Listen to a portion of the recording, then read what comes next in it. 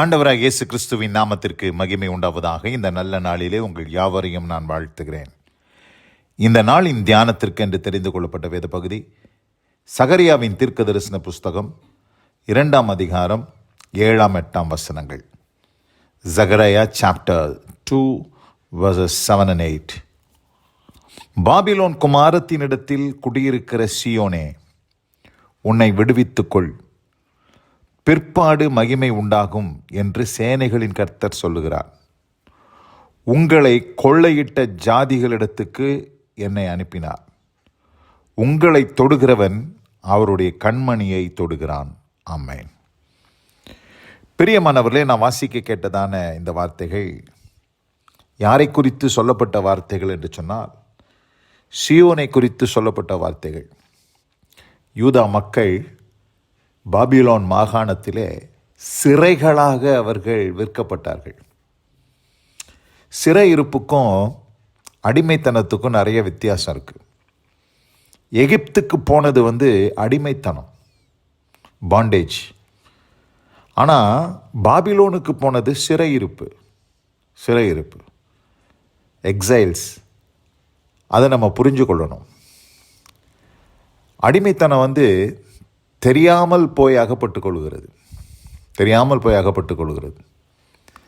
சிறையிருப்பு செஞ்ச தப்புக்கு போய் தண்டனை அனுபவிக்கிறது தான் சிறையிருப்பு. இது ரெண்டத்தையும் நம்ம நன்றாக புரிந்து கொள்ள வேண்டும். எகிப்தில் போய் இஸ்ரவேல் ஜனங்கள் அடிமைகளாக இருந்தார்கள். அந்த இடத்துல பார்க்கும்போது அந்த அடிமைத்தனம் அது அவர்கள் செய்த தவறல்ல. அவருடைய முன்னோர்கள் அங்கே ஆகாரத்தை தேடி, தானியத்தை தேடி அங்கே போய் குடியிருந்தார்கள். அங்கே அவர்கள் குடியிருந்து பலுகி பெருக ஆரம்பித்தார்கள். யோசேப்பை தெரியாத வேறொரு ராஜா எழும்பின பொழுது அவன் அவர்களை சிறுமைப்படுத்தி, அடிமைப்படுத்தி, அவர்களை அடிமை நுகத்தடியிலே அவர்களை மாட்டி அவர்களை துன்புறுத்தினான். இதுதான் அடிமைத்தனம். அவங்க செய்யாத ஒரு காரியத்தை அவங்க அனுபவிக்க வேண்டியதாக இருந்துச்சு. இது அடிமைத்தனம். ஆனால் சிறையிருப்பு அப்படின்னு சொல்கிறது, யார் தவறு செஞ்சாங்களோ அவங்க போனாங்க. அவங்க தான் சிறையிருப்புக்கு ஆண்டவர் அனுப்பி வச்சார், பாபிலோனுக்கு அனுப்பி வச்சார், சிறைகளாக அனுப்பினார். ஏன் போனாங்கன்னா தப்பு செஞ்சதுனால போனாங்க. இது ரெண்டுத்தையும் நம்ம புரிஞ்சு கொள்ள வேண்டும். இப்படி இதை புரிந்து கொண்டு இந்த வசனத்தை அதன் கண்ணோட்டத்தில் நம்ம பார்க்கும் பொழுது சில காரியங்கள் நமக்கு புரியும். பாபிலோன் குமாரத்தினிடத்தில் குடியிருக்கிற சீயோனே, உன்னை விடுவித்துக்கொள் என்று ஆண்டவர் சொல்கிறார். முதலாப்பில் இங்கே பார்க்குறோம், இந்த விடுவித்து கொள்ளுகிறதை யார் செய்ய வேண்டும் என்று சொன்னால் நாம தான் செஞ்சு கொள்ளணும். எங்கே? சிறையிருப்பின் காலங்கள் முடிந்த பிற்பாடு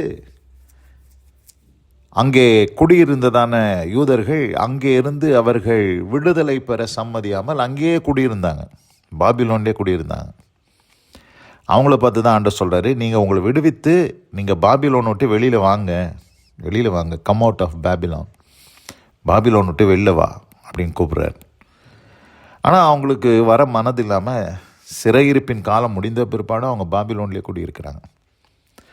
அப்போ ஆண்டவர் சொல்கிறாரு, உன்னை விடுவித்து கொள்ள வேண்டியது நீ தான் உன்னை விடுவித்து கொள்ளணும்.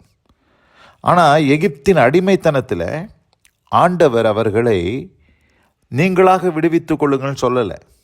எப்படி விடுவித்தாராம்? ஓங்கிய புயத்தினாலும் பலத்த கரத்தினாலும் இஸ்ரவேலை எகிப்திலிருந்து தேவன் புறப்பட பண்ணினார். அங்கே ஆண்டவருடைய ஓங்கிய புயத்தை பார்த்தாங்க, பலத்த கரத்தை பார்த்தாங்க. அவர்கள் பார்வோன் கலங்கினான். அங்கே வாதைகள் வந்தது, அற்புதங்கள் நடந்தது. இவைகளெல்லாம் பார்த்து பார்வோன் கலங்கி இஸ்ரவேலை அங்கிருந்து அவன் விடுவித்தான். அந்த விடுதலை எப்படி கிடச்சுன்னா அது தேவனால் உண்டான விடுதலை. ஆனால் பாபிலோனில் ஆண்டவர் சொல்கிறார், உன்னை விடுவித்துக்கொள்னு சொல்கிறார். உன்னை நீயே விடுவித்துட்டு நீ வா, திரும்பி எருசலேமுக்கு வான்னு கூப்பிடுறார். நீ அப்படி உன்னை விடுவித்து கொண்டால் அதனுடைய பிரதிபலன் என்ன என்று 8ஆம் வசனம் சொல்லுது. சியோனே, உன்னை விடுவித்துக்கொள், பிற்பாடு மகிமை உண்டாகும். எப்போ மகிமை உண்டாகும்? உன்னை நீ சிறையிருப்பிலிருந்து உன்னை விடுவித்து கொண்டால் உனக்கு மகிமை உண்டாகும் என்று ஆண்டவர் சொல்லுகிறார். சொல்லிட்டு கூடவே ஒன்று சொல்கிறாரு, உங்களை தொடுகிறவன் அவருடைய கண்மணியை தொடுகிறான். எப்படிங்க? த ஆப்பிள் ஆஃப் த ஐஸ். கண்மணியை தொடுறதுன்னா சாதாரணம் கிடையாது. நம்ம உடம்புல எதை வேணால் நம்ம கையை தொட விட்டுருவோம், தோலை தொட விட்டுருவோம், முகத்தில் கூட கை வைக்க விட்டுருவோம். ஆனால் நம்ம கண்ணுக்குள்ளே யாராச்சும் கை வச்சாங்கன்னா நம்ம விட மாட்டோம். ஆட்டோமேட்டிக்காக கண்ணு மூடிடும். நம்மளுடைய கை உடனே போய் அவருடைய கைகளை பிடித்து விடும். அந்த ரிஃப்ளெக்ஸ் அந்த அளவுக்கு நமக்கு அந்த கண்ணை பாதுகாப்போம். அப்போ நம்மளுடைய கண்ணே நம்ம பாதுகாக்கிறோம். அப்போது ஆண்டவர் சொல்கிறாரு, உன்னை தொடரவன் என்னுடைய கண்மணியை தொடரான்னு சொல்கிறார். பிரியமானவர்களே, இந்த அருமையான இந்த நல்ல நாளிலே ஒருவேளை இந்த செய்தியை கேட்டுக்கொண்டிருக்கிற அன்பான சகோதரனே சகோதரியே, உங்களுக்கு விரோதமாக பல காரியங்கள் உங்களுக்கு விரோதமாக எழும்பி வந்து பல காரியங்கள் நடந்து கொண்டிருக்கலாம். நீங்கள் பயந்து கொண்டு இருக்கலாம். ஐயோ, என்னை அடிச்சிருவானா, உதச்சிருவானா, கொன்றுவானா, என்னை அடிச்சிருவானான்னு சொல்லி நீங்கள் ஒருவேளை பயந்துட்டுருக்கலாம். பயப்படாதீங்க. நீங்கள் ஏதோ ஒரு சிறையிருப்பில் இருக்கிறீங்க. அந்த சிறையிருப்பில் இருந்து ஆண்டவர் சொல்கிறார், நீங்கள் உங்களை விடுவிச்சுக்கிட்டீங்கன்னா, அந்த சிறையிருப்பிலிருந்து உங்களை விடுவிச்சுக்கிட்டிங்கன்னா மகிமை உண்டாகும், பிற்பாடு மகிமை உண்டாகும். உங்களை தொடுகிறவன் என் கண்மணியை தொடுகிறான். பிரியமானவர்களே, இந்த அருமையான இந்த நல்ல நாளில் கூட எப்படி ஆண்டவர் நம்மை பாவத்திலிருந்து விடுதலை ஆக்கினார். அந்த விடுதலை நம்மளால் பெற்றுக்கொள்ள முடியாது, நம்மளால் விடுவித்து கொள்ள முடியாது. தேவன் தான் நம்மை விடுவித்து ரட்சித்தார். ஆனால் ரட்சிக்கப்பட்ட பிற்பாடு எப்படி யூதா மக்கள் பாவம் செய்து சிறையிருப்புக்கு போனாங்களோ, அதுபோல் இன்றைக்கு அநேகர் ரட்சிக்கப்பட்ட பிற்பாடு பாவம் செய்து சில சிறையிருப்பில் அகப்பட்டு இருக்கிறாங்க. அது யார் அனுப்புனா? ஆண்டவரே அனுப்பியிருக்கிறார். போங்க, சிறையிருப்புக்கு போங்க, அந்த சிறையிருப்பின் காலத்தை நீங்கள் அனுபவிங்க. இன்றைக்கு அந்த சிறையிருப்பின் நாட்கள் ஒருவேளை உங்கள் வாழ்க்கையில் முடிந்து நீங்கள் மறுபடியும் திரும்பி வரும்படியாக ஆண்டவர் அழைக்கிறார். எருசலேமுக்கு திரும்புங்கள் என்று கர்த்தர் கூப்பிடுகிறார். ஆனால் நிறைய பேருக்கு வர மனதில்லாமல் அந்த சிறையிருப்பிலேயே உழன்று அந்த சிறையிருப்பிலேயே அவங்க லயித்து போயிருக்கிறாங்க. பிரியமானவர்களே, இன்றைக்கு தூசியை உதறிவிட்டு எழுந்திருச்சு நீங்கள் அந்த சிறையிருப்பிலிருந்து நீங்கள் வெளியே வருவீர்களானால் நிச்சயமாக பிற்பாடு மகிமை உண்டாகும். உங்களை தொடுகிறவன் அவருடைய கண்மணியை தொடுகிறான். இந்த அருமையான இந்த நல்ல நாளில் கூட இந்த வார்த்தைகளை கேட்டவங்க ஒவ்வொருவரையும் கர்த்தர் தாமே ஆசீர்வதித்து காப்பாராக. God bless you all. Amen, amen. நாம் ஜெபிப்போம்.